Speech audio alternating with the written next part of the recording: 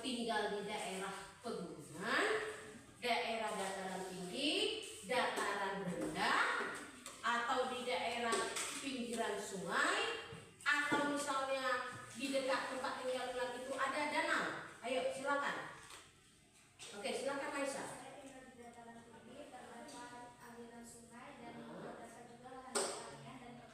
Iya, berarti Naisa mengatakan dia tinggal di daerah dataran tinggi, di mana katanya ada dekat sungai ya.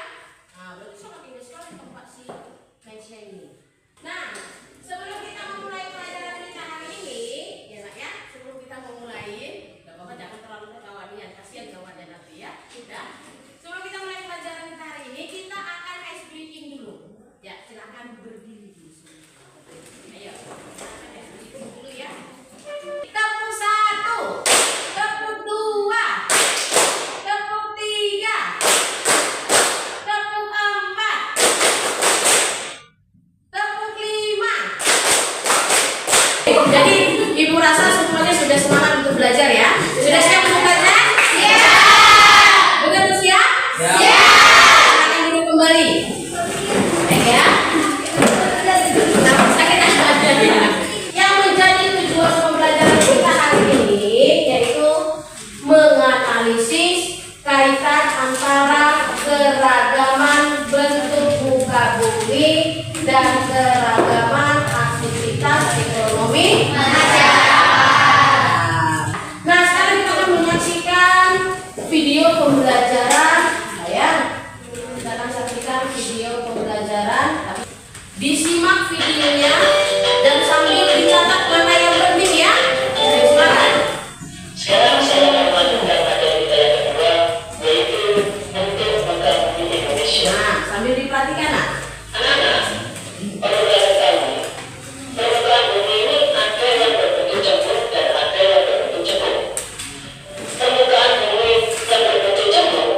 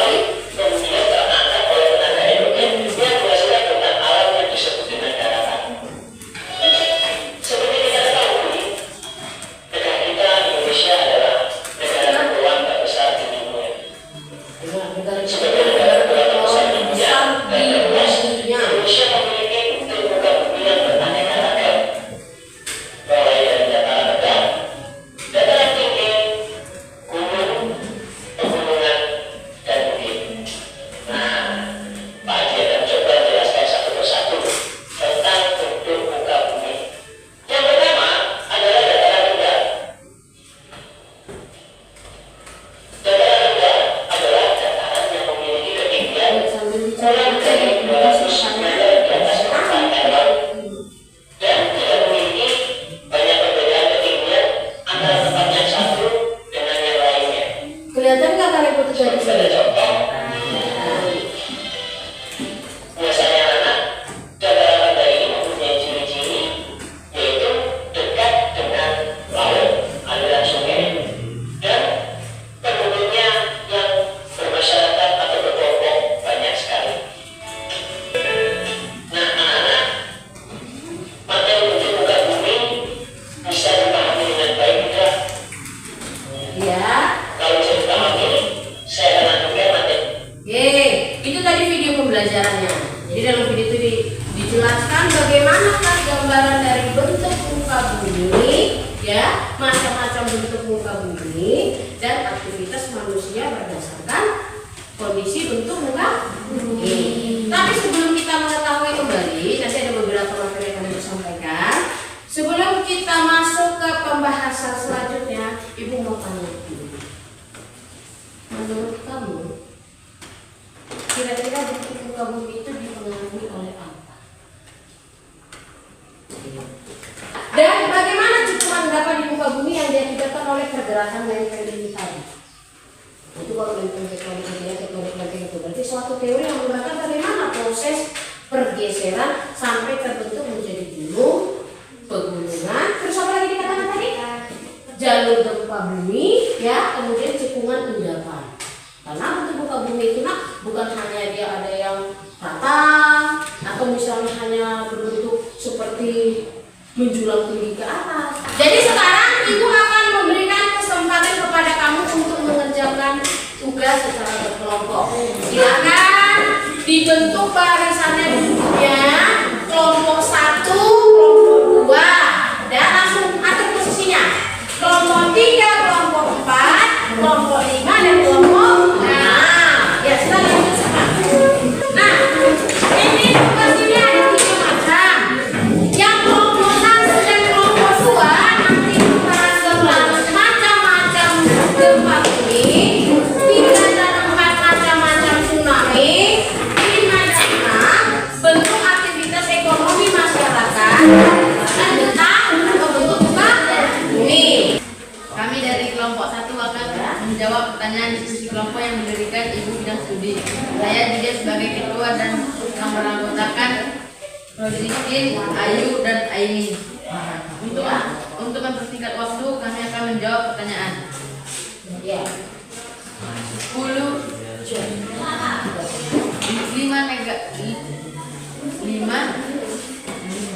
5 tsunami terdahsyat, 5 gempa terdahsyat di dunia. 1. Chili, kekuatan gempa 9,5 magnitudo, jumlah korban 1.655. Tergempa Valdivia. 2. Alaska, kekuatan gempa 9,2 magnitudo, jumlah korban 131. Gempa Briolisium Tahun. 3. Aceh, kekuatan gempa 9,1 magnitudo, jumlah korban 300.000. Gempa Pulau Sumatera Andaman. 4. Jepang, kekuatan gempa 9,1 magnitudo, jumlah korban 161. Tingkat gempa Tohoku. 5. Rusia, kekuatan gempa 9,0 magnitudo, tingkat gempa Maule. Iya. Nah, tepuk tangan dulu untuk kelompok 1. Tolong tempelkan jawabannya di papan tulisan.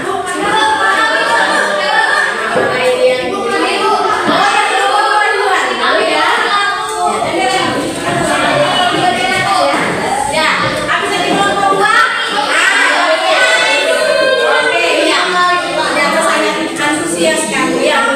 Iya. Silakan. Ayo.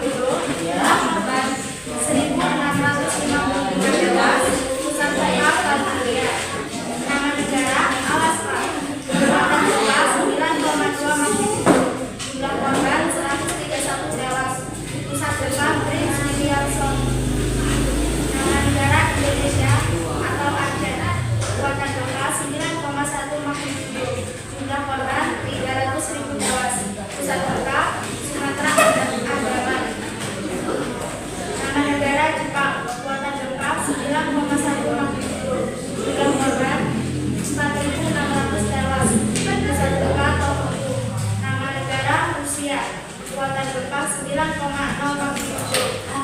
Pusat Jepang 9.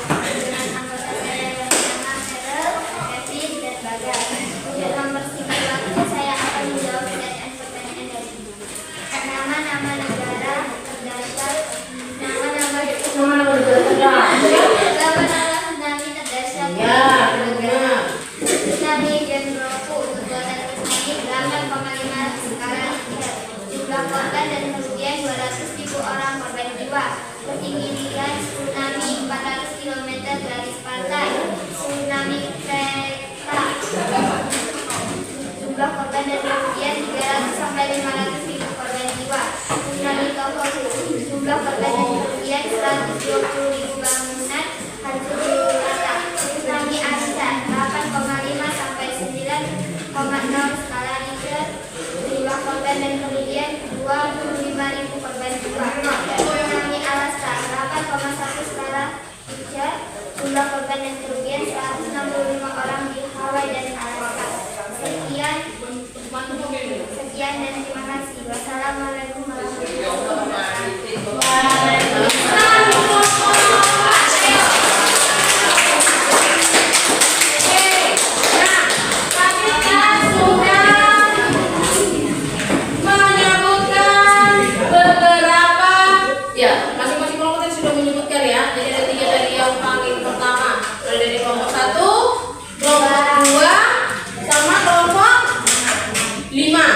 Ya. Nah sekarang silakan kamu sudah lihat tuh jawaban dari teman-teman.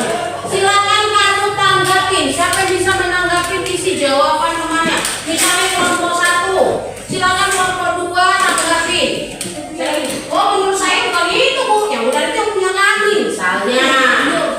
Oh itu belum pas untuk jumlah yang meninggal itu salah bukan itu. Silakan. Atau misalnya kelompok 3, 4 juga boleh, 5, 6. Bu yang saya tahu yang saya baca dalam buku ini ya, silakan saya bisa menanggapi. Tidak ada menyerah sebelum berjuang ya. Berarti menyerah sebelum berperang kira-kira ini. Ayo siapa yang bisa menanggapi? Itu kan ada 6 tuh. Boleh misalnya kelompok 6 mau menanggapi kelompok 1, silakan. Tadi dikatakan sama ibunya ya agak unik tadi itu jawaban dari kelompok berapa tadi? Perikanan, ikan, bibit ikan, ikan dan bibit ikan apa enggak sama? Sama ya? Kalau dikatakan perikanan, harusnya kalau perikanan itu apa saja yang ikan? Ikan. Berarti apa lagi? Ini berarti kan jenis ikan kan? Ini dibikinnya ikan, bibit ikan, dan lain-lain. Pakai dan lainnya seperti yang gitu ya. Terus yang keempat perdagangan. Perdagangan itu hanya satu dibikin, khusus hanya bahan makanan. Apakah perdagangan itu hanya bahan makanan? Ya. Apa lagi? Pakaian. Bisa apa lagi? Barang tambang. Perdagangan juga apa lagi? Jadi kalau barang tambang itu, kalau barang tambang itu berarti itu dijual dalam bentuk global ya, dunia ya. Kan nggak mungkin hanya orang Indonesia yang beli barang tambang kan, tapi juga diekspor ke luar negeri.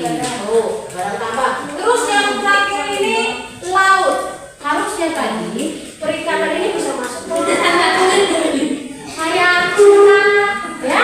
Kalau bisa masuk ke laut. Nah ini udah di laut ada garam. Jadi kalau barang tambang itu, berarti itu dijual dalam bentuk global ya, dunia ya kan. nggak mungkin hanya orang Indonesia yang beli barang tambah kan, tapi juga diekspor ke luar negeri. Oh, barang tambah. Terus yang terakhir ini laut. Harusnya tadi perikanan ini bisa masuk ke kayak tuna, ya, kalau sampai ke laut. Nah, ini udah di laut, ada garam, ada ikan lagi, ada rumput laut, dan lain-lain ada. Aduh, ini terakhir itu nggak ada dan lain-lain. Nah, itu yang tadi kata-kata itu jawabannya ada uni. Nah, yang selanjutnya tadi ada lagi ya. Ada tadi satu lagi, bentar. Oh, ini kebetulan yang kelompok 6 ini nggak pakai dan lain-lain, ya, karena dia bisa jadi dia takut diprotes sama kamu nggak pakai dan lain-lain ya. Nah, yang kelompok 6 ini pertanyaannya ada 2, sayur-sayuran dan padi. Oke, karena Indonesia merupakan negara agraris, jadi salah satunya yang menjadi hasil pertanian kita itu adalah padi. Itu makanya dikatakan kita sebagai negara pertanian atau agraris, karena dunia itu mengenal kita itu penghasil padi atau padi dunia, ya, terbesar. Lalu yang kedua ada buah, sayur dan rempah-rempah. Kalau perkebunan, ya kita perkebunan buah apa sekarang yang jadi perkebunan? Kalau dikatakan perkebunan itu berarti kaitannya apa? Tanamannya bagaimana kalau perkebunan? Iya, bisa sampai bertahun-tahun. Berarti jadi tanaman beras. Itu contohnya tanaman kopi, ya. Oke. Kemudian ibu mau lihat lagi tadi dari kelompok. Oke, ini sudah yang kelompok Judea. Terus ini namanya ini kalau nggak jelas. Nggak tahu kelompok Judea dan Pak Jude. Ini nggak tahu itu namanya. Ya. Terus, nah ini yang di Rusia, jumlah korbannya ada yang 1 belum dijawab, sama dengan yang kelompok 2. Yang Rusia ini mana? Korbannya berapa? Belum tahu ya. Terus, nah ini juga yang kelompok Lota. Tsunami di mana nih Lota? Tohoku tidak ada. Tsunami. Terus di Kropa, ini Kropa apa?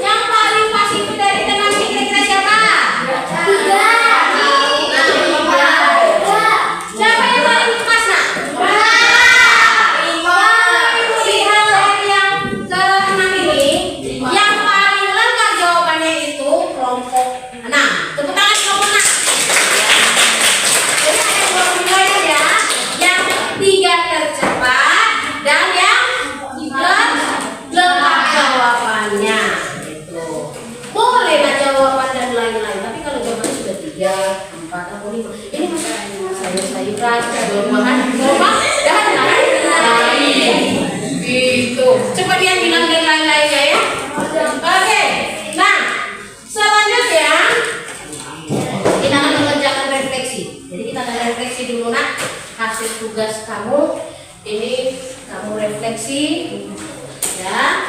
Di refleksi tolong dibagikan satu kelompok satu saja. Bagikan di apa?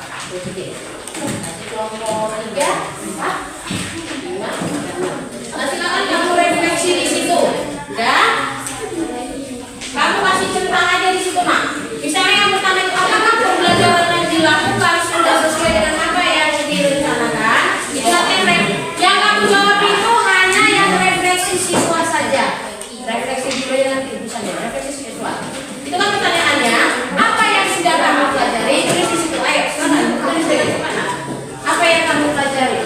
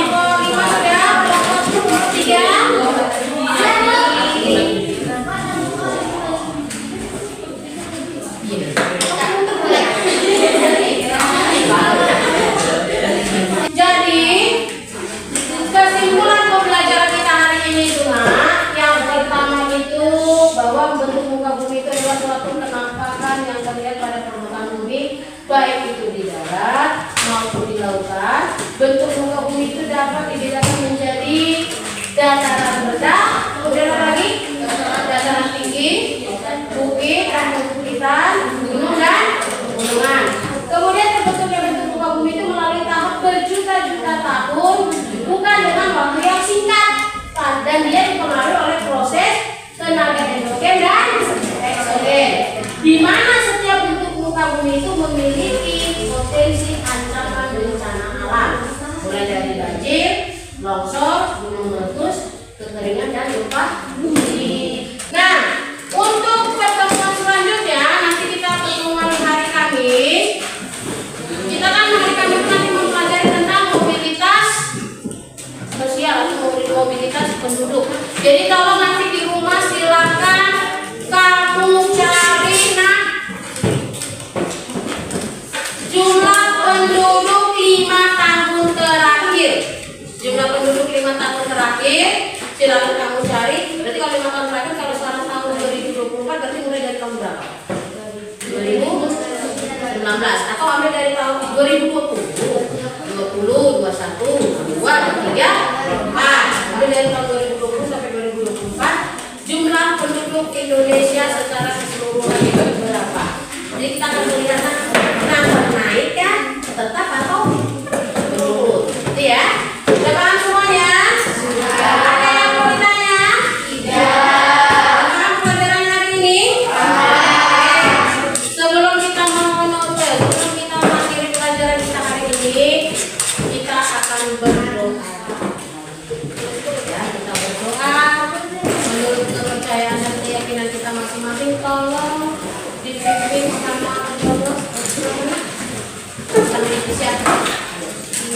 Siap berpas. Siap. Untuk mengakhiri pelajaran hari ini, marilah teman-teman kita berdoa menurut sajakan masing-masing.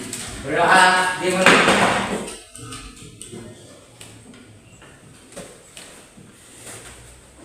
Selesai. Beri salam para guru. Salam.